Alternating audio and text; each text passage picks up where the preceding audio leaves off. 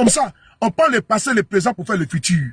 Et donc, on prend notre bilan de 2025, c'est comme une entreprise.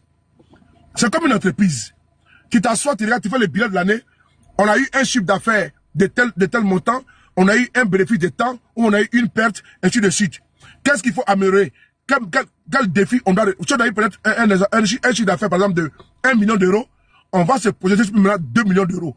Maintenant, si on était peut-être influent en France, ou bien en Europe, on va dire, bon, on va aller maintenant sur le terrain asiatique ou américain. Pour aller maintenant chercher de nouveaux partenariats ou de nouveaux clients. C'est ça. Mais nous, on est seulement, on ne fait pas de bilan. Et à chaque fois, on recommande les mêmes choses et à chaque fois, on tape pour tout. C'est ça. On n'arrive même pas à s'asseoir pour faire le bilan. Pour dire, bon, est-ce qu'on a pris la bonne stratégie? Est-ce qu'il n'y a pas eu des failles, des défaillances? Est-ce qu'il n'y a pas eu vraiment une stratégie qui n'a pas bien fonctionné? C'est à travers ça qu'on peut ajuster les tirs. Mais tu vas à la chasse et tu veux du gibier. Mais tu vois que quand tu tires, à chaque fois, tu loupes la cible. Maintenant, il faut te concentrer afin de pouvoir, comment dirais-je, quand tu apportes de l'animal, un exemple, à cause des bruits, quand on appelle ça des bois morts et autres, ça veut que tu as détecté, l'animal fuit. Mais quand tu vas maintenant de façon prudente, à pas lent, et puis tu approches l'animal, et puis tu donnes le coup fatal. Mais c'est aussi ça la politique. On doit apprendre aussi également à dire, bon, vraiment, à un moment donné, on a fait telle ou telle chose. Mais le paysan Bédier, là, parlons même du PDCI RDA. Le paysan Bédier, qu'est-ce qu'il n'a pas fait à Alassane Ouattara? Le paysan Bédier qui a été humilié ici, là. Si le PDCI insiste aujourd'hui, il faut dire merci au paysan Bédier. Si le PDCI insiste aujourd'hui, il faut dire merci au paysan Bédier. Alassane a voulu vider le PDCI complètement. En 2020, le président Bédier, en 2010, il dit qu'il a appelé pour voter pour Alassane. Mais plus tard, en 2015, le PDCI a fait appel de Daoukro. Parce que Alassane a dit qu'il va leur remettre le pouvoir prochainement, en 2020. Mais vers 2017-2018, il a commencé à envoyer ses lieutenants, l'Amadou Go, pour dire qu'il n'a absolument rien promis. Alors que, à Daoukro, en présence de M. Guillaume Soro, de du président Bédier et de Alassane lui-même, il a promis de faire la passe au PDCI. Voilà pourquoi le président Bédier a fait appel de Daoukro. Mais Bédier a été trahi. Lui-même, il a dit ici qu'il a été trahi. Mais si Alassane n'a pas respecté ses engagements vis-à-vis du patriarche Bédier, qu'il a humilié ici, c'est pas un Thiam qui va respecter ça. Mais est-ce que Thiam lui-même là n'a pas dit que Alassane l'a trompé? Pardonnez-moi. Devant Dieu, est-ce que vous n'avez pas écouté Thiam ici là vous dire qu'il a été trompé par Alassane? Sérieusement. Alors, je vais vous rappeler ça. Le président Tidiane Thiam est rentré en Côte d'Ivoire. Il est allé rencontrer Alassane Ouattara à sa demande. Parce qu'il était censé prendre un vol ici, son jet, descendre à Yamoussoukro. Mais Alassane a dit jamais de la vie, il faut que le président Thiam descende à Abidjan. Obligatoirement. Le président Thiam était obligé. Il dit que c'est là même qu'il a su que les vols privés étaient gérés par Alassane Ouattara lui-même, la présidente de la République de Côte d'Ivoire. Arrivé là-bas, il était avec sa grande sœur et également son grand frère. Il est prêt pour témoin. Il dit, ah, arrivé là-bas, il va demander à Alassane s'il va être candidat. Mais Thiam est là. Il ne faut pas parler à la part de Thiam. Thiam est vivant. Mais Ouattara là, il a fait à Bédier. Il a fait au cadre du PDCI. Il a fait à Thiam lui-même. Mais à un moment donné là, il faut se réveiller. Alassane dit, Thiam lui pose la question. Monsieur le Président, moi j'ai des ambitions. Est-ce que vous serez candidat en 2020? Qu'est-ce qu'Alassane a dit à Thiam? Soyons objectifs. Alassane a dit à Thiam que non, je ne suis pas intéressé. C'est Thiam même qui fait la révélation. Hein. Nous n'étions pas là-bas. C'est le président Tidiane Thiam lui-même qui fait la révélation en Mondovision sur une chaîne de télévision. Qu'il est parti voir Alassane. Alassane dit qu'il n'est pas intéressé par le pouvoir. Qu'il est fatigué, lui est parti. C'est là que lui s'engage. Mais il est surpris. Depuis que, au sorti, de son rendez-vous d'avec M. Ouattara, mais il subit les attaques des lieutenants d'Alassane Ouattara. C'est Thiam lui-même qui l'a dit. Hein. C'est-à-dire que Alassane a menti à Thiam. C'est ce qu'on dit en français. Il a menti à Tidiane Thiam. Il a fait croire à Tidiane Thiam que lui, il n'est pas intéressé, qu'il est fatigué. Donc Thiam peut y aller. Mais Thiam a dit, il a trouvé que bon, c'est bon. Lui, il s'engage. Mais qu'est-ce qu'il n'a pas fait pour toi? Qu'est-ce qu'il n'a pas fait contre le monsieur? Qu'est-ce qu'il n'a pas fait? Il l'a insulté, tout traité ici devant vous tous. Ils l'ont humilié. Lui-même a dit ça ici devant tout le monde. C'est le fait. Moi, je ne suis pas passionné, c'est le fait. Nous sommes contemporains. Nous sommes témoins des faits. Personne ne peut venir ici tronquer les faits, manipuler les faits à sa guise. Ça ne passera pas. Nous, on parle sur la base des faits. Maintenant, les situations professionnalistes, là, les carriéristes, là, les entrepreneurs politiques, pas les manger au RDR. Mais on ne peut pas venir nous tromper ici. C'est pas possible. On ne peut pas nous tromper. Nous ne sommes pas Gawa. On n'est pas Gawa. Alors, on va écouter Alassane Ouattara. Sous le président Gbagbo. Gbagbo dit, il n'a pas gagné la guerre. Il doit appliquer Marcoussi. Parce que Ouattara, là, il a mis un pistolet sur la table de Gbagbo. Il dit, je n'ai pas gagné la guerre. Je suis obligé d'appliquer Marcoussi. On va écouter ici. Écoutez ici.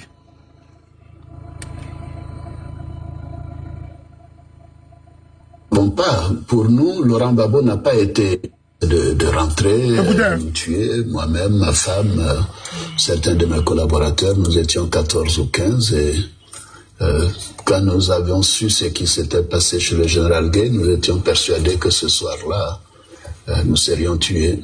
Et Dieu merci, grâce à la France, nous sommes en vie. Et voilà comment, une fois de plus, Alassane Ouattara avait pris le chemin de l'exil, sans qu'on sache s'il était vraiment le parrain de la rébellion, comme les partisans de Laurent Gbagbo le prétendaient. Quelque temps plus tard, comme le pays restait coupé en deux malgré un cessez-le-feu signé en octobre 2002, la France avait cru bon d'inviter gouvernement, opposition et rebelles à venir faire la paix à Marcoussis, non loin de Paris. La France est aujourd'hui à vos côtés pour ramener la paix.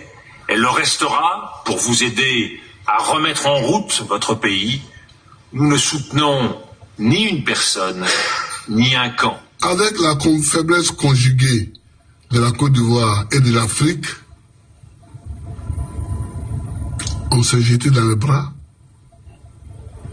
de celui à qui nous avions demandé de nous aider et qui ne l'avait pas fait. Alors, il a fait comme il voulait. Ça ne m'a pas plu. Voilà. Et je l'ai dit. Mais j'ai dit, je n'ai pas pu gagner la guerre. C'est pourquoi je suis obligé d'appliquer Marcoussis. Ne nous trompons pas. Pour nous, Laurent Gbagbo n'a pas été élu. C'est un président illégitime. Mais nous l'avons reconnu à l'occasion de Marcoussis pour faire une transition, pour faire la paix. Et à partir du moment où nous ne reconnaissons pas Laurent Gbagbo, nous ne reconnaissons aucune institution. Hey, c'est clair. C'est clair. J'aime la constance d'un homme politique. Je dénonce Alassane Ouattara, sa dictature. Mais il faut reconnaître à Alassane Ouattara qu'il est constant. Un homme politique là, quand il dit non, c'est non. Voilà pourquoi j'aime la constance de Guillaume Soro. Je suis clair avec ça. Un homme politique là, il ne joue pas, il est droit dans ses bottes. Il dit, ne nous trompons pas. Gbagbo n'a pas été élu. Est-ce que devant vous, là, Gbagbo n'a pas été élu? Il a été élu en 2000. Mais Ouattara dit non, que Gbagbo n'a pas été élu. D'ailleurs, les gens sont trop complaisants. Ils sont trop complaisants avec Ouattara. Ou bien, c'est les soldats de Stockholm qui frappent. Ou bien c'est du mimétisme, je ne sais pas. Mais par contre, il y a quelque chose qui ne va pas. Je pense que l'on est tombé amoureux de Ouattara. Par mégarde. Ou bien parce que Ouattara, on trouve qu'il est trop violent, on tombe amoureux de lui. Il était clair.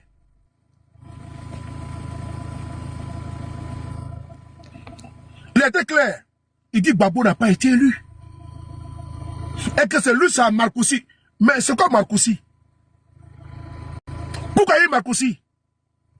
Mais les rebelles qui ont pris les armes là, ils ont été clairs. Qu'ils ont pris les armes pour qu'Alassane soit candidat.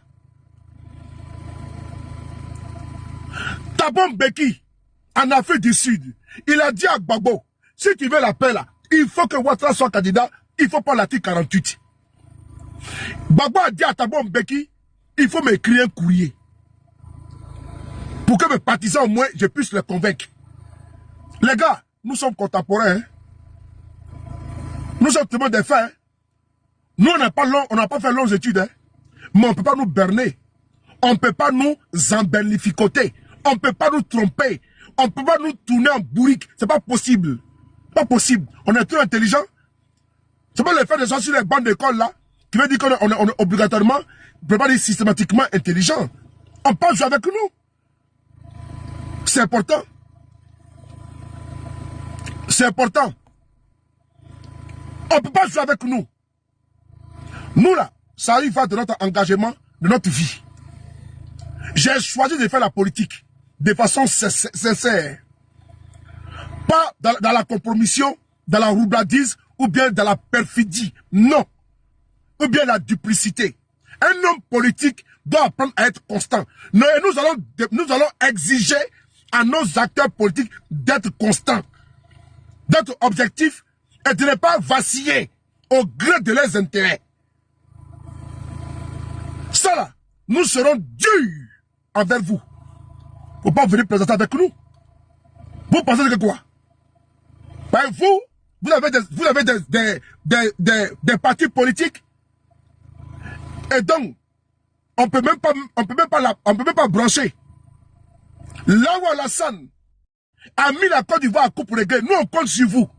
Vous ne pouvez pas nous trahir. C'est vous l'espoir. C'est sur vous que repose l'espérance du peuple de Côte d'Ivoire. Vous ne pouvez pas être dans la compromission. Vous ne pouvez pas trahir les gens. Dans ce cas, le combat de Gbagbo était vain. Le combat de Maman Mori Ferré était vain. Le combat de Ouaga Obo était vain. Le combat de Francis Ouaga Wodier était vain. Le combat de Simone Eivé était vain. Fallait laisser le parti unique en Côte d'Ivoire. Pourquoi avoir bataillé pour le multipartisme et un individu qui a bénéficié des fruits, du multipartisme vient mettre la Côte d'Ivoire dans un régime totalitaire, dans un parti unique, et vous avez tous démissionné. Vous avez capitulé. Et vous êtes en train de capituler face à Alassane Ouattara. Vous êtes en train de trahir le peuple de Côte d'Ivoire. Parce que vous, là, vous voulez forcément que vos intérêts égoïstes soient assouvis. Vous êtes égoïste. Vous pensez uniquement à vos postes, à votre argent, votre confort, votre compte bancaire, passeport diplomatique. Vous ne pensez pas au peuple. Vous êtes méchant. Vous êtes méchant. Je le dis avec force et énergie. Vous êtes méchant. Vous laissez les enfants des autres mourir. Vos enfants sont dans les pays européens, dans les grandes écoles. Les enfants des autres perdent la vie. Vos frères, vos cousins, vos cousines sont en Occident. Nous on demande à nos parents, les pauvres, de sortir, de faire vos intérêts. Vous voulez encore nous insulter? On a fait ça pour se donner. Faut pas jouer avec ce que nous faisons. Hein. Certains parmi nous, on ne peut plus mettre les pieds dans notre pays. Nous sommes traqués par du poison partout. On nous guette pour nous piéger. Nos vies tienne que sur des fils. On doit être vigilant, même où on mange. Vous jouez à quoi là? Hey, faut pas jouer avec ça, hein. Les gars, si vous ne pouvez pas vous battre contre Alassane Ouattara, il faut démissionner et nous foutre la paix. Si Alassane vous a dompté, si Alassane est arrivé à vous contenir, champion, il faut laisser les RDR diriger le pays. Ça ne sert seulement à rien d'envoyer des enfants des autres à l'abattoir. Ça ne sert absolument à rien. Si vous n'êtes pas capable de vous dresser contre la forfaiture, contre la tyrannie, la dictature de Ouattara, il faut démissionner. Et nous allons demander aux jeunes de Côte d'Ivoire de démissionner, de laisser Ouattara diriger.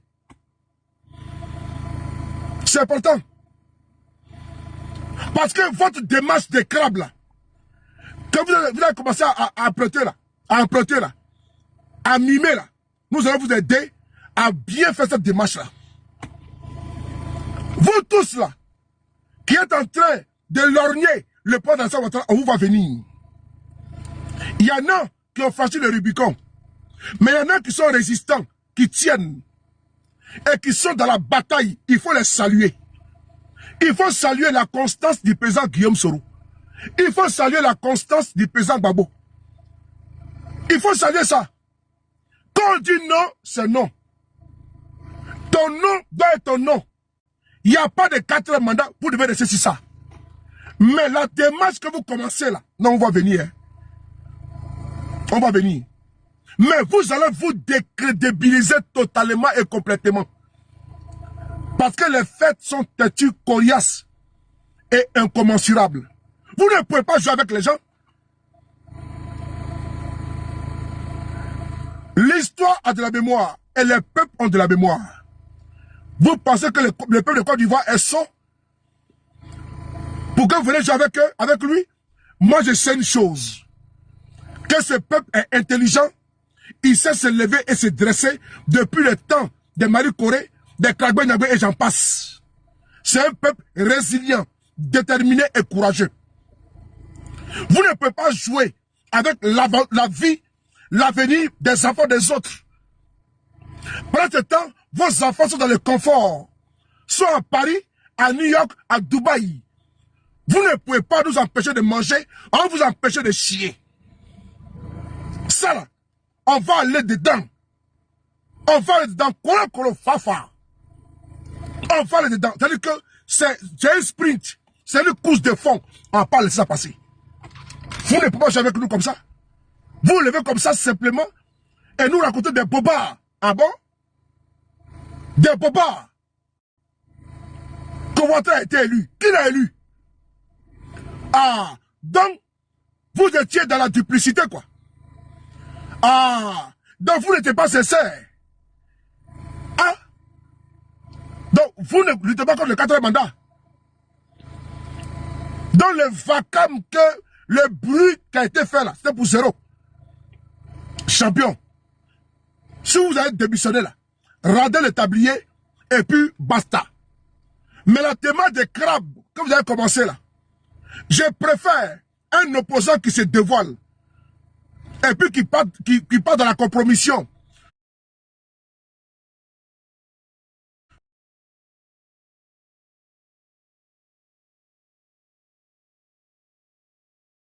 Pied dedans, un pied dehors. Soit les 2 pieds sont dehors ou dedans. Il n'y a pas, on regarde gauche à Alassane et à droite l'opposition. On va pas jeter la pierre à quelqu'un ici en 2026 là. Nous sommes tous comptables de ce qui s'est passé en Côte d'Ivoire. Personne ne va s'en tirer facilement en allant se jouer le beau parleur. Non, non, non. Il dit que vous nous empêchez de chier, on va vous empêcher de manger. Alassane, je le dis encore, c'est un monsieur qui est constant. Donc si vous voulez aller manger avec lui là, nous on va dire à Alassane que vous n'avez pas le droit. RDR, les opposants qui viennent là-bas là, il faut les chasser. Vous les récupérez, vous les humilier. Parce que là, ils ne peuvent pas. S'ils avaient reçu leur objectif là, il sera au pouvoir. Hein. J'ai dit, on va vous empêcher. Oh, allons-y à ça, allons à ça. Allons à ça. Ne sont pas Laurent Gbagbo. Nous ne reconnaissons pas de rentrer, de nous tuer. Moi-même, ma femme, certains de mes collaborateurs, nous étions 14 ou 15 et quand nous avions su ce qui s'était passé chez le général Gay, nous étions persuadés que ce soir-là, nous serions tués. Et Dieu merci, grâce à la France, nous sommes en vie. Et voilà comment, une fois de plus, Alassane Ouattara avait pris le chemin de l'exil, sans qu'on sache s'il était vraiment le parrain de la rébellion, comme les partisans de Laurent Gbagbo le prétendaient. Quelque temps plus tard, comme le pays restait coupé en deux malgré un cessez-le-feu signé en octobre 2002, la France avait cru bon d'inviter gouvernement, opposition et rebelles à venir faire la paix à Marcoussis, non loin de Paris. La France est aujourd'hui à vos côtés pour ramener la paix. Elle le restera pour vous aider à remettre en route votre pays. Nous ne soutenons ni une personne, ni un camp. Avec la faiblesse conjuguée de la Côte d'Ivoire et de l'Afrique, on s'est jeté dans les bras de celui à qui nous avions demandé de nous aider et qui ne l'avait pas fait. Alors il a fait comme il voulait. Ça ne m'a pas plu. Écoutez, je l'ai dit. Écoutez Alassane. Mais j'ai dit, je n'ai pas pu gagner la guerre. Oui. C'est pourquoi je suis obligé d'appliquer Marcoussis. Ne nous trompons pas. Pour nous, Laurent Gbagbo n'a pas été élu. Oui. C'est un président illégitime. Mais nous l'avons reconnu à l'occasion de Marcoussis pour faire une transition, pour faire la paix. Et à partir du moment où nous ne reconnaissons pas Laurent Gbagbo, nous ne reconnaissons aucune institution. C'était notre position au départ. Donc l'Assemblée nationale n'est pas représentative de la Côte d'Ivoire. Alassane dit quoi? Que le fait que lui, le RDN n'a pas reconnu le pouvoir de Gbagbo, donc tout ce qui découle du pouvoir de Gbagbo est illégitime, est illégal. D'où la non-reconnaissance de l'Assemblée nationale du Côte d'Ivoire. Même des institutions émanant du pouvoir Gbagbo. Ouattara n'a pas reconnu ça. On appelle ça la constance. Ouattara est constant dans la bêtise. Il est factuel. Et dans l'opposition, là, il a toujours dit qu'il va prendre le pouvoir par tous les moyens. Il a pris le pouvoir par tous les moyens. Il est au pouvoir, il dit qu'il va le garder par tous les moyens. Mais qu'est-ce que vous devez faire, vous? C'est le discours creux. Sur les chaînes de télévision, quand vous faites prendre le pouvoir, c'est le discours plat, platonique, là. Que vous allez vraiment, il s'appelle chimérique, là, que vous allez déverser, débiter à tout bout de champ, qui ont fait partie de Alassane Ouattara. C'est les thèses saugrenues, là, que vous allez débiter, là, qui ont fait partie de Alassane Ouattara. Il faut nous prendre au sérieux, hein. Prenez-nous au sérieux. C'est pas les dissertations, là, quand on vous apprend dans les salles de classe, là, qui vont faire partie de Alassane Ouattara. Je suis désolé. Alassane Ouattara, il connaît la sociologie politique de Côte d'Ivoire. Il a maîtrisé la situation politique de Côte d'Ivoire. Il sait que certains sont des ventriloques. D'autres sont des résistants. Et il faut les mettre à l'écart. Et donc, il faut attirer les ventriloques. Les aplavantistes, là. Ceux qui aiment bien se remplir la panse, là. Il faut les attirer. Avec des morceaux de beefsteak. Ils arrivent comme ça, à gogo. Alassane Ouattara, c'est que l'argent, c'est le nerf de la guerre. Et il sait comment les attirer. Il va fermer compte de bancaire de un là-bas, il va commencer à pleurnicher. Lui, il va capituler en même temps. C'est ça. Votre a compris déjà. Qu'il y en a là, il ne peut pas résister. Il y en a, quand ils vont sentir l'exil, un jour, 2 jours, ils vont dire non, ils vont commencer à pleurnicher. Alors que lui, Alassane, il a fait des années en exil. Gbagbo a fait l'exil. Mais Gbagbo n'a pas capitulé. Gbagbo était approché ici. On a vu la vidéo. Par les pontes du pouvoir au fouet. Par les caciques du pouvoir au fouet. Afin de l'amadouer, de les retourner pour qu'ils rentrent en Côte d'Ivoire. Pour travailler avec le pouvoir au fouet. Babo a refusé. Alassane également, là, il n'a pas accepté de compromission. Le RDA a fait pratiquement 17 ans dans l'opposition. Il y a eu des trahisons. Nonobstant, Ouattara n'a pas abdiqué. Babo, idem pour Babo. Pour les pays, il n'a pas abdiqué. Maintenant, nous avons affaire à une génération biberonnée. À des opposants biberonnés. Des opposants fainéants. Des opposants en cravate. Des opposants costumés. Eux là, c'est les partisans du monde fort. Des gens qui ne peuvent pas se battre. Ils ne veulent fournir aucun effort pour atteindre leur objectif. Ils veulent qu'on leur donne le pouvoir sur un plateau d'or. Ce fainéantisme-là, c'est ça que nous combattons. Cette paresse-là, c'est ce que nous combattons. Cette gangrène-là, qui est en train maintenant de prendre du terrain en Côte d'Ivoire, on doit combattre ça. Cette idéologie paresseuse-là, cette idéologie de corrompus-là, d'escrocs et de vendus-là, on doit combattre ça. Ces nouveaux opposants de Côte d'Ivoire qui ne veulent pas s'opposer et qui veulent être, n'est-ce pas, dans la compromission des sous-traitants, c'est ce que nous combattons. On continue avec Ouattara. Puisque tout le nord, aujourd'hui toute la partie occupée par les forces nouvelles est quasiment notre zone au niveau du parti du Rassemblement des Républicains. Brandir sa région et sa religion pour en faire un élément de politique nationale, c'est déstructurer la nation qui est en construction. Et c'est ce que je lui reproche à M. Ouattara. Je lui reproche et je pense que moralement, il est responsable de toutes les dérives de ses partisans. Car ceux qui ont pris les armes aujourd'hui contre la Côte d'Ivoire sont bel et bien ses partisans. Ceux qui ont pris les armes sont bien les partisans d'Alassane. C'est qu'un comme le bonjour. Et Alassane, il mettait en avant la religion, il mettait en avant la région. Le Nord, il dit, les forces nouvelles, c'est notre bastion. Le maire de Bouaké, Fanny Brahma, il a dit ici, il a dit que la rébellion, quand il va aussi, on dit que vous êtes un maire RDR. Il dit oui. Qui sont maires RDR? Et ils sont fiers de dire qu'ils sont maires RDR.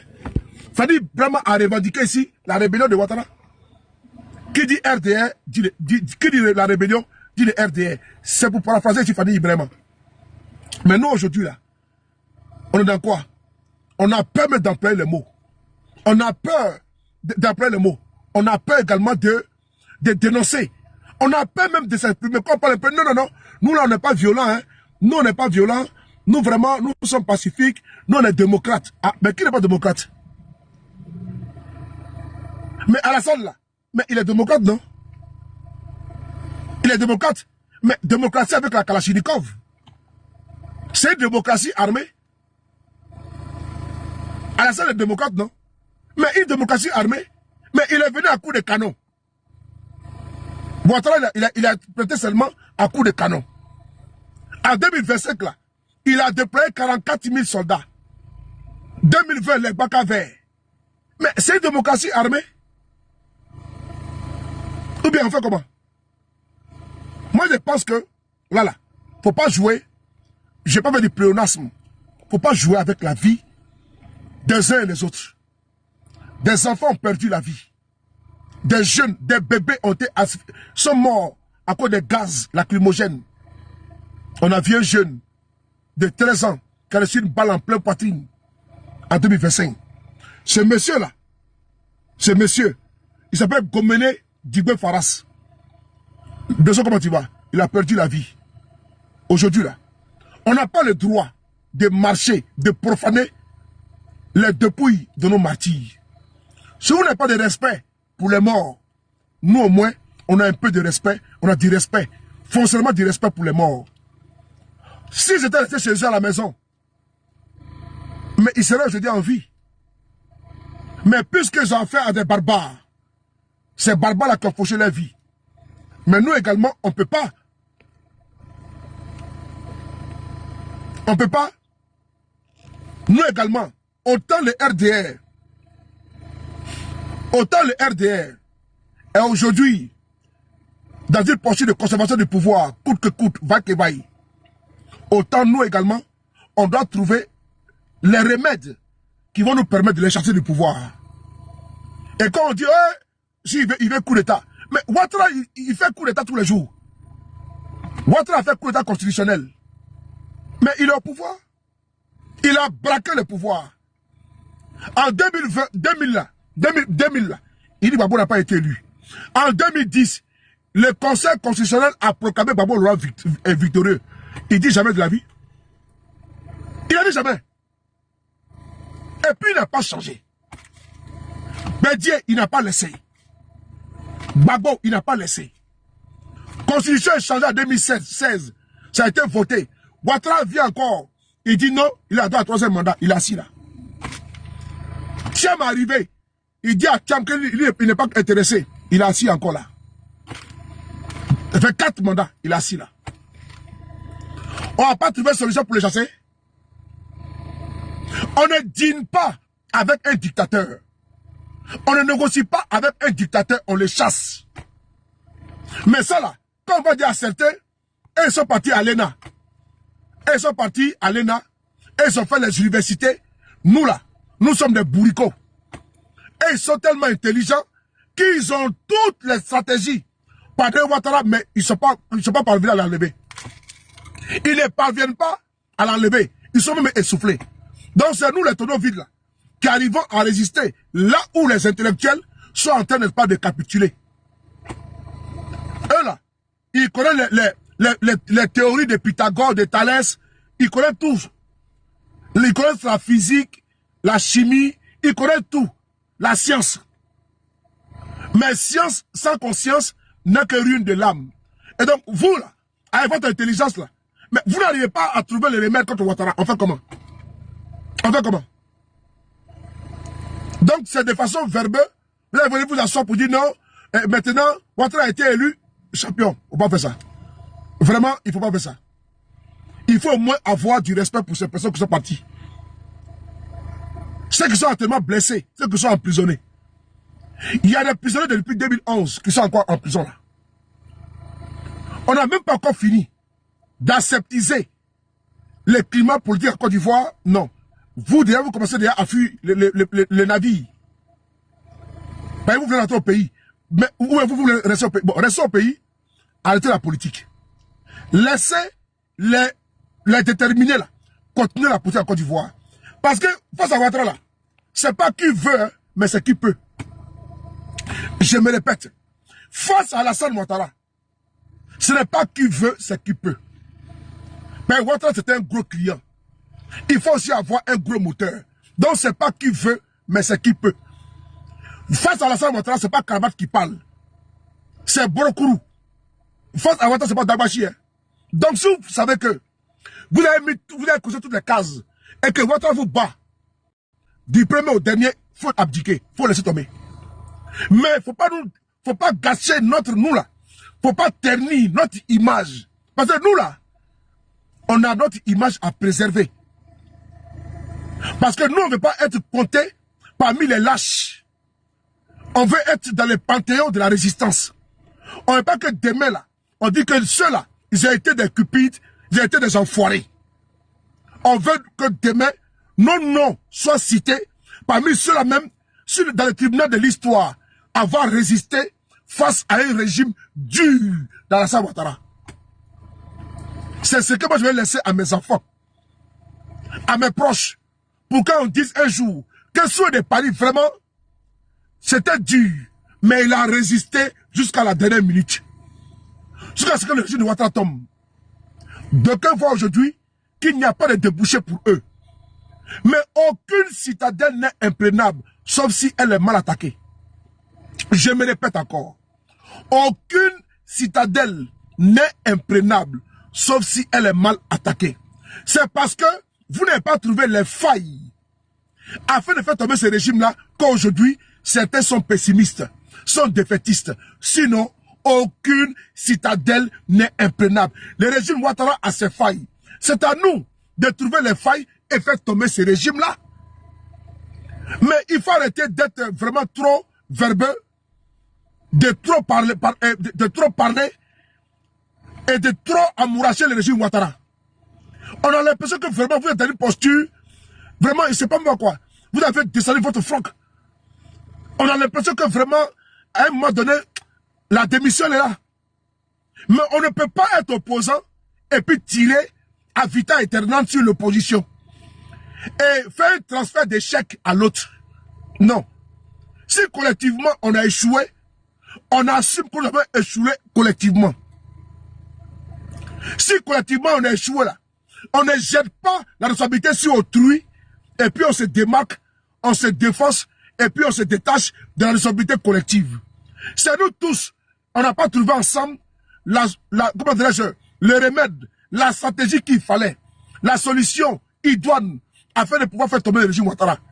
Mais ce n'est qu'une partie remise. On n'a pas à, comment dirais-je, à être à fleur de peau. On n'a pas à être découragé.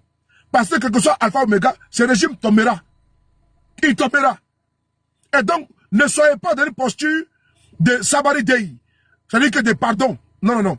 Et comme ça, là, si les pardons pouvaient suffire, mais ramener à la vie ceux qui sont partis. C'était un message que je voulais faire passer ce matin pour dénoncer avec...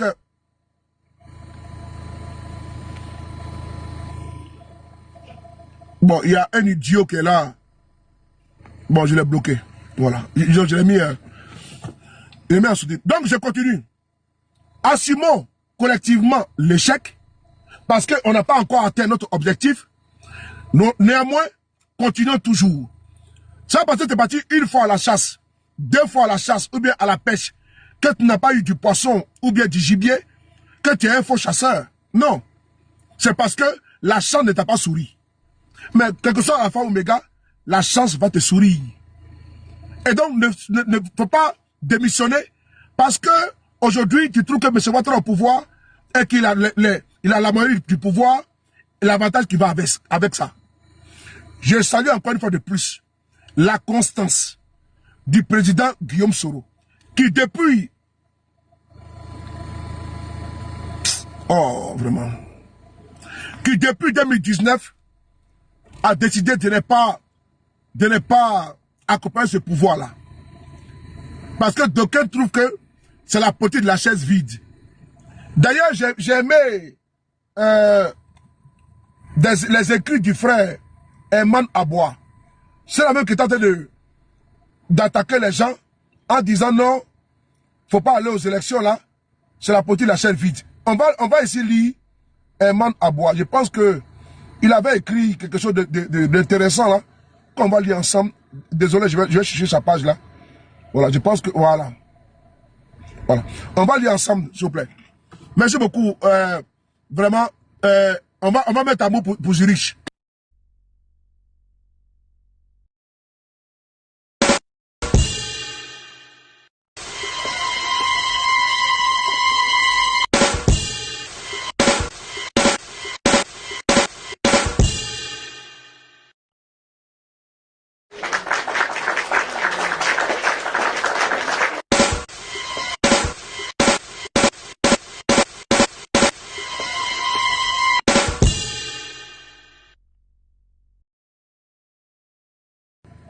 Ouais, et c'est un bon DJ, donc c'est DJ Soulé de Paris. Brigitte, comment tu vas? On va lire une contribution de Herman Aboua. Ainsi, Laurent Gbagbo et le PPACI avaient finalement eu raison. Ainsi, Laurent Gbagbo et le PPACI avaient finalement eu raison de boycotter les élections législatives. La question n'est plus anodine. Elle n'est pas provocatrice, elle s'impose comme un verdict que personne ne devait lire à voix haute, mais que beaucoup chuchotent déjà. Car à l'issue du scrutin, une pluie de témoignages, d'images, de récits indignés dessine un paysage troublant. celui d'un vote entaché d'irrégularité, d'accusations de fraude massive, de suffrages ajustés, corrigés, révisés, dit-on, parfois même défigurés. Il ne s'agit pas ici de déclarer l'un coupable ou l'autre innocent. Ce rôle appartient aux institutions, mais il est permis, il est même légitime de questionner le climat et de se demander si la stratégie du boycott, tant critiquée, tant moquée, n'était pas au fond un cri d'alerte avant l'effondrement. Car un boycott dans le langage politique n'est pas un silence, c'est un refus de cautionner. Et si ce refus hier est perçu comme la fuite en avant d'un parti, ressemblait aujourd'hui au geste de celui qui refuse de s'asseoir à une table truquée. À un joueur qui se lève parce qu'il a compris que la partie était décidée avant même de distribuer les cartes. Certains diront, on ne change pas le système en restant dehors. D'autres répondront, on ne sauve pas la démocratie en jouant dans une pièce où le scénario est déjà écrit. Deux institutions, deux stratégies, deux conceptions de la lutte. Les résultats contestés donnent soudain de l'épaisseur à la seconde hypothèse. Quand la confiance disparaît, le vote n'est plus une expression. Il devient un pari. Quand la transparence s'effrite, les citoyens ne choisissent plus, ils espèrent. Quand les soupçons deviennent trop nombreux pour être balayés d'un revers de main, le processus démocratique lui-même se transforme en suspect. Dès lors, l'absent n'est plus le fautif, il devient parfois le témoin. L'histoire politique est pleine de ces ironies-là. Ceux qu'on traitait d'irresponsables deviennent quelques années plus tard les seuls à avoir vu venir la vague. C'est important. Peut-être que le PPACI a eu tort, peut-être qu'il a eu raison, peut-être qu'il est trop tôt pour le dire, mais ce qui est sûr, c'est que la question mérite enfin d'être posée sérieusement, non pas par passion partisane, mais par souci du pays. Comment continuer à faire croire à la neutralité du jeu démocratique et du jeu électoral quand ceux qui y participent ressortent avec l'impression d'avoir été floués? Ce débat ne concerne pas le PPACI, ne concerne pas que le PPACI. Il concerne la nation. Il concerne chaque citoyen qui se demande si sa voix compte encore. Et si finalement, ce boycott n'était pas un refus de participer à la République, mais une manière de rappeler que la République n'existe pas sans confiance et qu'aucune victoire ne vaut le prix d'une démocratie boiteuse. L'histoire jugera. Mais en attendant, la conscience collective, elle réclame récompense et elle réclame les réponses. Vous voyez? Vous avez vu? C'est la même chose pour le président Guillaume Soro. Il n'a pas abandonné la République. Parce qu'il sait très bien. Il a été du système. Il connaît le système. Il connaît les imperfections. Il a dit non, il ne va pas s'associer à cela. Au braquage du pouvoir. C'est ça, M. Guillaume Soro dit qu'il n'en veut pas. Et M. Guillaume Soro en Italie, il avait dit que la CEI là, va brûler la Côte d'Ivoire. Mais regardez l'élection législative là. Regardez ce qui se passe actuellement. C'est la bouillabaisse, c'est du cafouillage total. C'est un désordre organisé. La tricherie à outrance. Bon, vous voulez qu'on fasse quoi? Nul ne peut se prévaloir de ses propres turpitudes. Nul ne peut se prévaloir de ses propres turpitudes. On ne peut pas dénoncer une chose et puis demander le contraire. On ne peut pas dire que la liste électorale est truffée de centenaires, de billionnaires, de femmes qui ont pratiquement 200 enfants, de mineurs, de décédés, et puis encore faire confiance à cette même liste électorale. Mais le système là a commencé par comment dirais-je, l'attelage, cour constitutionnel, CI, c'est même pipe, même tabac. Mais qu'est-ce qui va changer? Rien ne va changer. C'est comme je vois le PDCI au niveau de Yopougon. Et c'est plein de fraudes et d'irrégularités. J'ai écouté l'avocat de la liste PDCI au niveau de Yopougon. Mais qu'est-ce qu'ils vont dire? Déjà, la présidente de la Cour constitutionnelle a déjà envoyé un texto à Bitogo pour le féliciter. Félicitations pour votre élection. Déjà, Kibier a envoyé un texto à Bakongo et à Bitogo pour le féliciter. Mais si vous partez relever des irrégularités ou bien ou des fraudes devant la même Cour constitutionnelle, mais qui est là-bas? C'est Chantal Namata Kamara, c'est elle qui est là-bas. Mais elle a déjà félicité Bitogo. Ils sont du même parti. Elle va dire, bon, il y a eu quelques irrégularités, mais qui n'entachent pas la sincérité, la crédibilité du vote. Mais c'est déjà tout choisi déjà. Ils vont dire effectivement, il y a eu quelques incidents, il y a eu quelques irrégularités, mais qui n'impactent pas et qui n'affectent pas la sincérité, la régularité du scrutin. Ils vont valider le système Bitogo. Vous pensez sérieusement que Bitogo, qui était un classique du RADP, sera désavoué par Chantal Camara? Seront quand même sérieux. Ou bien, seront quand même sérieux. Vous pensez sérieusement que Bitogo, la liste RADP là-bas, là, où Chantal Camara a déjà envoyé texto à Bitogo pour le féliciter, où Kiblé a déjà félicité, où eux tous ont déjà arrosé cela. Seul même Chantal Camara va aller se retrouver avec sa toge et dit non que Bitogo n'a pas gagné les élections. Seront quand même sérieux, seront réalistes. Ils ne pouvaient pas donner au PDCI RDA les postes qu'ils avaient avant, en le créant plus de 60 postes de députés. Ils ne pouvaient pas. Ils ne pouvaient pas leur donner ça. On a vu ce qui est passé avec Makori, avec Abi Raoul. Son cortège a été poursuivi. Ils sont tirés sur lui, on dirait dans les Far West. C'est là ça que nous sommes. Hein? On ne peut pas jouer avec ça. Donc moi je le dis encore une fois de plus. On ne dîne pas avec un dictateur. J'ai l'impression qu'aujourd'hui, là, Tani, comment tu vois? Je n'ai pas salué. On salue Choco. J'ai dit que on a l'impression que d'aucuns, ils pensent que c'est un régime normal. Mais le pouvoir de la Ouattara n'est pas un régime normal. Ce n'est pas un pouvoir normal non plus. Le pouvoir de Ouattara, ce n'est pas un pouvoir normal. N'oubliez jamais ça. On a tendance souvent à oublier que non, ce n'est pas un régime démocratique. Ils n'ont pas la vertu de la démocratie. C'est un régime liberticide. Toutes les voix dissonantes en Côte d'Ivoire sont mises en prison. Toutes les voix critiques sont mises en prison. Nous ne sommes pas dans un régime normal. En Côte d'Ivoire, on est dans un régime d'exception. On est dans un régime de fait.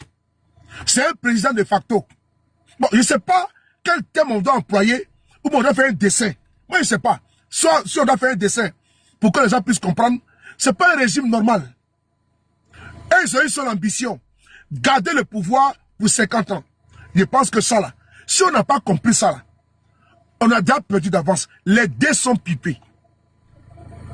On ne peut pas aller dans une élection avec ce régime-là et puis gagner. Ce n'est pas possible. D'aucuns ont dit que l'opposition qui a demandé de boycotter les législatives en 2025, les présidentielles en 2025, et ils pouvaient aller aux élections législatives, et comme ils avaient beaucoup d'électeurs là, beaucoup de personnes qui sont encartées, qui sont inscrites dans le fichier électoral, ils pouvaient renverser, n'est-ce pas, la tendance. On va dire, ils pouvaient renverser, n'est-ce pas, la donne. Mais ils sont allés aux élections. Ils ont gagné 0,0. On a vu des gens ici, des prophètes du malheur là. On a vu ici des prophètes, des charlatans, des théories fallacieuses là. Et ils ont fait des tournées ici pour dire, eux là, avec la liste électorale de 8 millions d'électeurs là, et ils ont envoyé des candidats, pas des moindres, des cadres de leur parti pour aller candidater. 0 siège. 0 siège. Alors que l'élection présidentielle les a accusé, l'opposition, d'avoir empêché les électeurs d'aller voter à travers les boycotts. Ils m'ont dit, bon, allez-y maintenant. Ils sont partis se frotter. Ils ont eu les 0, et quelques. Ils ont été candidats au plateau et autres. On a vu même, c'est-à-dire que si pratiquement 20 000 électeurs, mais ils sont retrouvés avec 100 personnes qui les ont votés. Donc c'est un gré. C'est un gré à qui on devrait peut-être 50 000. J'ai assez parlé. Ça fait déjà 2 heures. Bon, le doigt, comment tu vas?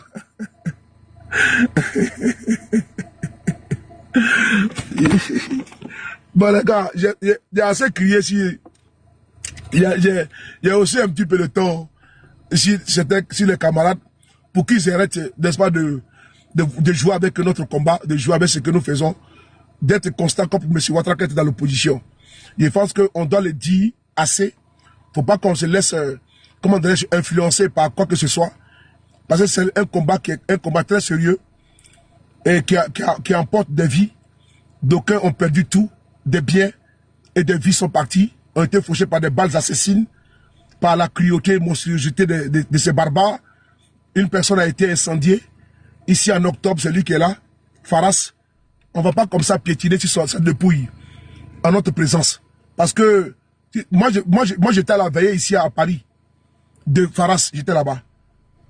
J'ai croisé beaucoup de parents de Nayo, voilà, qui étaient consternés face à la cruauté. La salle était bondée. Ils m'ont même permis, c'était un honneur, ils m'ont donné le micro pour que je puisse donner un mot. Et j'ai pu donner mon mot de compassion, de condoléance ce jour-là.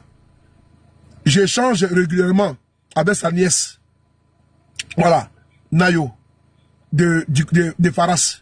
Elle avait monté sur mon panel ici. Elle avait fait des témoignages. Son frère aussi également monté sur mon panel ici. Il fait des témoignages. Et donc, quand ils vont nous voir, aujourd'hui en train de vraiment changer de posture, avoir une démarche de crabe, ils vont dire, mais c'est pas la peine. Ces gens-là ne sont pas sérieux. Donc, mon frère, notre frère est mort pour rien. Il a été brûlé vif pour rien. Ils vont s'interroger. Donc, moi, je ne veux pas être comptable. Nous ne pouvons pas être comptables. Nous allons dénoncer pour que notre honneur, notre crédibilité ne soit pas entachée. Je pense que c'est ça qu'il s'agit. On ne peut pas démissionner de façon simpliste et légère. On ne peut pas tirer une conclusion active sur comment M. Ouattara a été élu ou pas. C'est pas ça qu'il s'agit. Maintenant, la priorité de l'opposition, c'est de faire, son mea culpa, faire son bilan, mais démissionner à chaque élection, vous remettez en cause, on est d'accord avec ça. On change de stratégie. C'est comme le Front National ici en France. Du Front National, ils sont aujourd'hui au Rassemblement National. Ils ont fait leur mue. Avant, c'était le père, aujourd'hui, c'est la fille, aujourd'hui, c'est Bardella. Mais aujourd'hui, ils ont peu de députés. Avant, ils n'avaient qu'un seul député, en l'occurrence, Jean-Marie Le Pen. Mais aujourd'hui, là, ils ont une centaine de députés à l'Assemblée nationale française. Ils ont réussi à convaincre le peuple de Côte d'Ivoire et le peuple français. Et le peuple aujourd'hui est réceptif. Et d'ailleurs, ils sont au porte du pouvoir. Et donc, il faut changer de paradigme. Mais si vous voyez que vous échouez toujours, c'est parce que vous n'avez pas su convaincre les Ivoiriens. Et vous êtes toujours dans une posture de duplicité. Quand quelqu'un voit qu'il commence à avoir à être moisi, financièrement parlant, la personne va aller à la mangeoire. Non, nous ne sommes pas d'accord. Et nous allons faire en sorte que ceux qui sont dans cette entreprise-là, merci beaucoup, ceux qui sont dans cette entreprise de toujours s'acoquiner avec le régime en place, à cause des fauteuils, à cause des postes, à cause des privilèges, à cause des passe-droits, à cause des avantages, là, nous allons faire en sorte que, si nous empêchent de manger, on va les empêcher d'aller chier. Et ça, je suis très cru. Je suis très vulgaire en la matière, parce qu'il faut que j'image, pour que vous compreniez bien. Quand tu vas aller aux toilettes, là, et puis tu vois qu'il y a quelqu'un à l'intérieur, là, tu images comme ça, on dirait, tu vois, on dirait quelqu'un qui est comme ça. Voilà, tu vois, non? Tu as une envie pressante d'aller te débarrasser de ce qui t'encombre. Donc, si vous nous empêchez de manger, on va vous empêcher d'aller chier. Et ça, il faut que vous le compreniez très bien. C'est pas une posture de docteur, de narc ou bien de sorbonnard. C'est une posture que l'on doit adopter. Il faut respecter le peuple. Et quand on dit respecter le peuple, là, parce que vous pensez à vos intérêts. Et ces intérêts-là sont en train de nous décrédibiliser. Parce qu'il va advenir encore, des élections vont venir, que Dieu donne la santé, la longévité. Et vous allez voir que on sera plus audible. Nos messages vont plus accrocher. Pour certains, nous sommes crédibles. Parce que vraiment, quand il a vraiment sur le pays là, il est toujours constant. Il voit que sur le pays ne vacille pas. C'est ça que moi je veux. Mais vous là, c'est vous qui allez perdre de votre verbe. Vous allez perdre votre honneur, votre dignité comme Kakabe. Kakabe actuellement là, qui parle de lui en politique. Parce qu'il s'est fourvoyé. Mais Kakabe, il a combattu ici plusieurs fois, on l'a vu. Il était brillant tout. Mais on a vu ce qu'il a fait en 2020.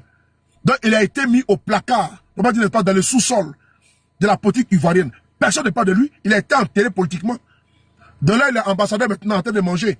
Mais en politique, c'est fini pour lui. Sa carrière, elle est brisée et pour l'éternité. Donc il a fait un choix d'aller manger. Et il sait que donc, en allant manger, il sera enterré systématiquement. Et il fut enterré. Donc si vous voulez également rejoindre les panthéons des traites, les panthéons des perdus, les panthéons des vendus, des panthéons, n'est-ce pas, des enterrés, là, des engloutis politiquement parlant, sortez de votre... Sortez. Et puis venez vous exposer, venez vous étaler. Venez nous faire vos théories, là. La science que vous avez en politique, là, que vous n'arrivez pas à enlever Ouattara, mais quand c'est pour venir accuser les autres, quand c'est pour venir également nous sortir des thèses, antithèses et des fadaises, là, vous êtes prêts à cela. Nous n'allons pas vous permettre cela. Quel que soit votre diplôme, quelle que soit votre connaissance intellectuelle, là, vous pouvez aligner tous les mots du Larousse, tous les phrasés, tout ce que vous connaissez, mais nous, avec notre petit notre petit acquis que nous avons là, en français, là, on va arriver à déconstruire votre narratif.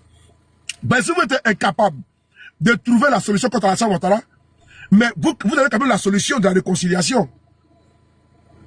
D'ailleurs même, j'ouvre une parenthèse. Je pose une question ici à mes frères. Est-ce que le président Bédié n'a pas assez consenti de sacrifices pour Alassane Ouattara? Qu'est-ce que le PDCI n'a pas fait pour les RADP qu'aujourd'hui le PDCI de Tidjane Thiam peut faire? Mais le PDCI a permis à Ouattara, c'est sur la base de la théorie, de l'action mathématique qui dit que 1 plus 1 est égal à 2. 2 plus 2 est égal à 4. Et donc l'action mathématique a été appliquée en 2010. Ils ont dit que quoi? La communauté internationale, ils disent que quoi? Que Alassane Ouattara a gagné les élections parce que le PDCI, le transfert de voix du PDCI et de Ouattara au premier tour a permis, et comment dirais-je, à Ouattara d'être élu. Donc ils ont fait l'addition. C'est ce qu'on appelle l'action mathématique. 1 plus 1 est égal à 2. Donc ils ont pris ce qui n'était pas, comment dirais-je, évident d'ailleurs. Mais par contre, ils ont pris ça comme argument. Ils ont pris les votes de Ouattara au premier tour. Ils ont additionné au vote du PDCI, du président Bédié au premier tour. Et ils ont dit que comme le président Bédié a demandé de voter pour Alassane Ouattara, donc le transfert de voix fait automatiquement de Ouattara président. Mais on a vu la suite. Vrai ou faux? C'était un cri post-électoral avec des milliers de morts. Mais ils se sont appuyés sur l'action mathématique 1 plus 1 est égal à 2. Vrai ou faux? Donc le PDCI a été faiseur de roi. En 2015, le PDCI a appelé, par le biais du président Bédié, la paix de Daoukro. Et c'est par ce prisme-là que Ouattara a été réélu en 2015. Et il avait promis qu'il allait avoir la tenance en 2020. Mais le PDCI a été grugé. Le PDCI a été roulé dans la famille. Le président Bédié l'a dit sur France 24. Mais maintenant, le PDCI, Ouattara a voulu même vider le PDCI de sa substance. Le président Bédié a tenu. Le vieux est parti découragé, déçu. Mais on sortit de là, si on ne tire pas les leçons du passé, et on veut encore être dans une posture de dire, bon, on va faire un approchement avec Alassane Ouattara, soit sous comment dirais-je, l'argument qui est avancé, les oufouettistes. Mais les oufouettistes, mais depuis qu'Ouattara était un oufouettiste, Ouattara n'a jamais été un oufouettiste. Ouattara c'est un, comment dirais-je, Kobenaïste. Parce que Ouattara, qui a créé le RDR, c'est Denis Kobena. Ouattara il n'est pas un oufouettiste, c'est un Kobenaïste. Il est RDR, Rassemblement des Républicains. Normalement, ce conglomérat-là doit s'appeler normalement le Kobenaïste. Parce qu'ils ont l'esprit et l'idéologie de pas de Denis Kobena. Les RDR, là, les PDCI et les RDR n'ont pas la même philosophie, n'ont pas la même idéologie politique. Ouattara est un libéral. Les PDCI c'est un parti libéral.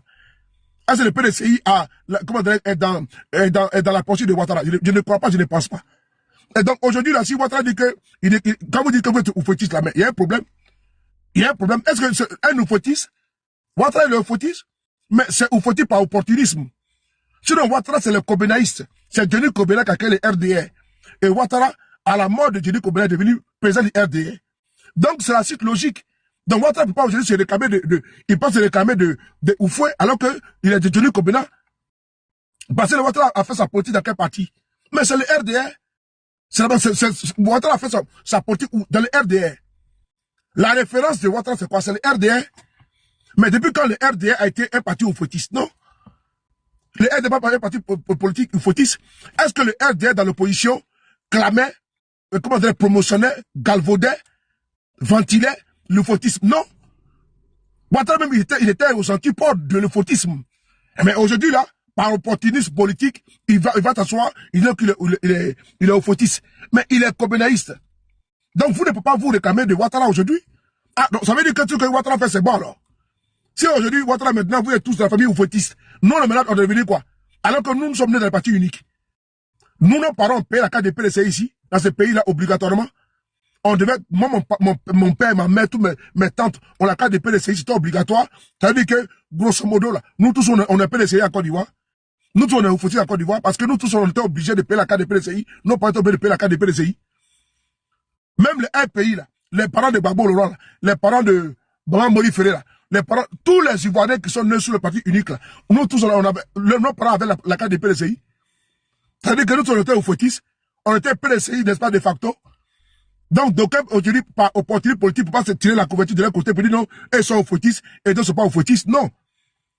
Il ne faut pas débrider, il ne faut pas dénaturer l'esprit au fautiste. Je pense que le président Houphouët-Boigny était un homme de paix. À ce moment-là, il n'est pas un homme de paix. Voilà, Houphouët-Boigny, je pense que c'est le vieux, il était dans une posture d'apaisement et autres. Même s'il y a eu des moments vraiment très durs. On n'a pas masturbé le passé, on n'a pas remis le côté de la plaie, dans la plaie, pardon. Néanmoins, on a vu, comment dirais-je, la posture, l'attitude politique que le président Houphouët-Boigny a pris. Et puis, ce qui a fait de lui au niveau international, le prix Houphouët-Boigny pour la recherche de la paix. Mais un individu qui prétend être fautiste, mais qui a oublié complètement ses origines politiques, parce qu'il vient de Johnny Kobina. C'est comme un gars de la gauche qui vient maintenant se prétendre d'être un gars de la droite. Il y a un problème. Alassane Ouattara n'a jamais été. Ouattara, c'est un capitaliste. Ouattara, c'est un capitaliste à outrance. Ouattara, c'est le pillage systématique des ressources du pays. Ce n'est pas la distribution. Comment on appelle ça? Ouattara, il est là pour les firmes, il est là pour ses copains. Voilà, c'est un prévaricateur. On ne va pas se mettre là pour dire non, on est au fautisme. Mais Houphouët-Boigny même il parlait de l'agriculture. Est-ce que Ouattara parle de l'agriculture? Dites-moi, c'est Ouattara même, c'est un paysan. Il n'a même pas un champ en Côte d'Ivoire. Houphouët-Boigny partait au champ. Il montait son champ aux gens. Des hectares que le président Houphouët-Boigny avait. Le président Bédié, idem. Lui, c'est un oufotiste. Mais Ouattara, il connaît ce qu'on appelle la terre. Normalement, chaque week-end, ce samedi là, il doit être dans son champ pour montrer aux jeunes Ivoiriens comment faire. Mais sous Ouattara, ce qu'on connaît, c'est quoi? C'est la promotion de la médiocrité, de la nullité, du wubisme, et j'en passe. Sous Ouattara, c'est quoi? C'est le boutage. Donc, vous voulez qu'on fasse quoi? Donc, vraiment, il faut éviter de nous froisser. Donc, j'ai fait cette vidéo, ça fait pratiquement 2 heures que je suis en direct. Je voulais faire une précision de taille. Faut pas s'aventurer sur des terrains où on va vouloir nous froisser. On va vouloir nous mettre à mal. Attends. 2 secondes. Attends, il y a ton commentaire. Regarde là. Bon. Pourquoi vous l'avez bloqué? Faut pas le bloquer. Tu es un gros plaisantin. Tu es un gros plaisantin. Je suis même à Paris. Ok? Bâtard là, si tu me vois à Paris, il faut fuir. Paris là, c'est pour ton papa? Imbécile. Quand tu me vois à Paris, il faut fuir. Paris là, c'est pour ton grand-père. Imbécile que tu sois. Attendez 2 secondes. Quand tu me vois à Paris, il faut fuir. Donc, tu veux créer quoi? Bon. Manu. Voilà pourquoi je dis que vois que Manu, elle a fait cette vidéo, elle danse. Elle a compris. Manu, c'est ça qu'elle a compris que politique, les gars continuent de faire la politique, mais ceux qui veulent nous distraire, ceux qui veulent nous empêcher d'avancer, nous allons les dénoncer. Ceux qui veulent jouer avec les vies des Ivoiriens, parce que quand les faisant comme ça, ils vont se rétracter. Ils vont se dire, attention, si on empêche ce chemin-là, ça y va de notre crédibilité et de notre survie politique. Mais dès l'instant, ils sont caricaturés, ils sont jetés en pâture avec les faits. Pas pour les États venus populaires, en pâture avec les faits, mais ils vont se raviser. Mais si on les laisse comme ça et puis ne pas les répondre, ou ne pas alerter, je pense que c'est fraîchement que nos frères ont perdu la vie ici. C'est fraîchement que nous sommes encore dans le combat de 4e mandat. Si on sentait on voyait on était dans l'incapacité, l'impossibilité de pouvoir faire ce combat, je pense qu'il fallait se mettre à l'écart. Comme certains l'ont fait. Sans pour autant même prendre la parole. On a vu ici M. Guillaume Soro n'a pas pris la parole pendant 2025 là, pour éviter de pouvoir être un obstacle au déploiement de certains acteurs politiques majeurs en Côte d'Ivoire. Il faut les laisser se mouvoir et vraiment s'affirmer. C'est ce qui est important. Parce que quand on n'est pas candidat à quelque chose, quand on n'a pas quelque chose à dire, on se tait. Et je pense que c'est ce que la bienséance et la bienveillance voudraient ça. Et recommande même d'ailleurs ça. Et M. Guillaume Soro a appliqué ça à la lettre.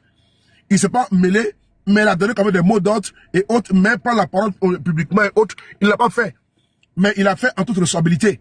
Parce qu'il y a d'autres acteurs qui sont sur le terrain, qui sont également en diaspora, qui pouvaient s'exprimer. Et tout qu'on fait, c'est l'objectif que on avait un combat commun.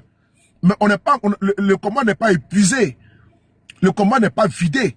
Quand adviendra l'épuisement du combat, nous tous on le saura. Mais on n'a pas encore atteint la terre promise. Si certains veulent, parce qu'on connaît les disques, hein, on connaît la chansonnette. Quand d'aucuns veulent, comment on appelle ça, mon frère Germain, certains veulent être dans des approches ou bien dans les grâces du pouvoir, ils commencent à changer, n'est-ce pas, de verbatim. Ils ont maintenant un nouveau narratif, ils ont un nouveau langage, pour être simple, ils ont un nouveau langage.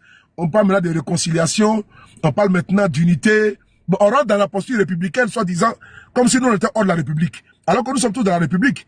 Voilà, on n'est pas hors de la République, nous ne sommes pas des âmes damnées, des enfants rejetés, vomis de la République. Non.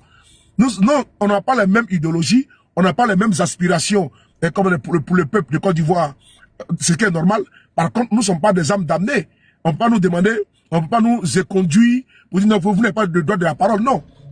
Mais quand certains veulent, comment dirais-je, avoir les beaux regards des dirigeants en place, le langage change. Et comme nous sommes prévenants et nous sommes avertis, on connaît ce qu'on appelle la démarche de crabe. Dès que tu commences à mettre, change de position. Avant, tu t'assois sur tes fesses. Maintenant, quand tu t'assois, tu couches sur ton ventre. On dit, mon ami, depuis quand tu te connais là, quand tu t'assois sur tes fesses et puis tu crois des pieds. Mais position que tu fais, allez, achète-toi bien. Donc, c'est dans ça que nous sommes actuellement. Donc, prenez soin de vous. Qui m'a envoyé l'invitation là? Qui a parlé quoi ici? Issa Meïté. Pardon, moi, Papa Avatar ici. J'ai Papa Avatar, j'ai pas envie de me prendre la tête avec des gens qui vont nous emmerder. Voilà. J'ai fini de parler. Tout à l'heure, bien sûr, vous voulez faire un panel, mais pour le moment, je pense que j'ai dit ce que vous voulez dire, l'essentiel. Voilà. Par rapport, prenez soin de vous. Qu'à chaque jour est une vie. Et on se revoit toujours avec le même plaisir. On va toujours dénoncer. On va toujours être là. On a beaucoup régressé un petit peu. On a beaucoup régressé en matière de direct. On a beaucoup diminué parce que il faut laisser aussi nos camarades se mouvoir. Il faut laisser les autres aussi occuper la place. Parce qu'il ne faut pas être gourmand. Nous sommes nombreux et je pense que beaucoup parmi nous peuvent se déployer, faire des panels. Et puis nous, on va également là pour les accompagner. Parce que si tout est centré sur toi, mais demain, quand par exemple ton compte sera bloqué, comment les autres maintenant, ils vont faire? Donc il faut laisser les autres également s'affirmer et puis avoir leur territoire, avoir leur espace et les accompagner. C'est ça que moi je suis. Parce que moi j'aime laisser les autres également, comment dirais-je, montrer de quoi ils sont capables. Parce que nous tous on a commencé par... J'ai pas vu Berete. J'ai pas vu ta question. Désolé, j'ai pas vu. Ça m'a échappé, je sais pas, 2 secondes. Attends, je vais voir. Berete, t'as dit quoi? Berete, tu es où? Sincèrement, j'ai pas vu. J'ai pas vu ta question. J'ai pas vu. J'ai pas vu ta question. J'ai pas ignoré, hein. J'ai pas ignoré, j'ai pas vu. Peut-être que la question n'est pas apparue sur la vidéo. Sinon, si je vais répondre. Tu dis, tu n'as pas répondu à ma question sur le concernant Jenny Kobina. Mais sincèrement, je n'ai pas vu. Sincèrement, je n'ai pas vu. Désolé. Donc, chers frères et sœurs, on a fait 2 heures de direct, 2 heures de live. Donc, je pense que si vous voyez qu'il n'y a pas de panel, vous me dites, on va lancer panel. Vous donnez le sujet et puis on va analyser ensemble. Mais je tenais vraiment à faire ce petit recadrage-là sur la demande de certains concernant 2025. Là. Voilà, on voit certains déjà sortir du bois. Voilà, je n'ai même pas analysé la vidéo même de Ousmane Chéri du PDCI. Ça, j'aurai le temps de le faire plus tard, mais par contre, il faut commencer à prévenir. Il faut commencer à dire, les gars, il ne faut pas commencer dès maintenant. Je suis désolé. Si par exemple, le docteur Ousmane Chéri fait rentrer en Côte d'Ivoire et qu'il dit, il parle en son nom, mais ici, il parle en son nom, mais quand même, il porte la voix. Nous le connaissons en tant que cadre du PDCI RDA. Et sa voix ne peut pas être une voix solitaire. Non, non, non, c'est pas une voix solitaire. Ça porte à confusion. Et quand ça porte à confusion, c'est pas du tout bon. Voilà ce que je voulais dire avec beaucoup de précision, qu'il ne faut pas trahir la mémoire de nos camarades qui ont perdu la vie. Merci beaucoup à vous.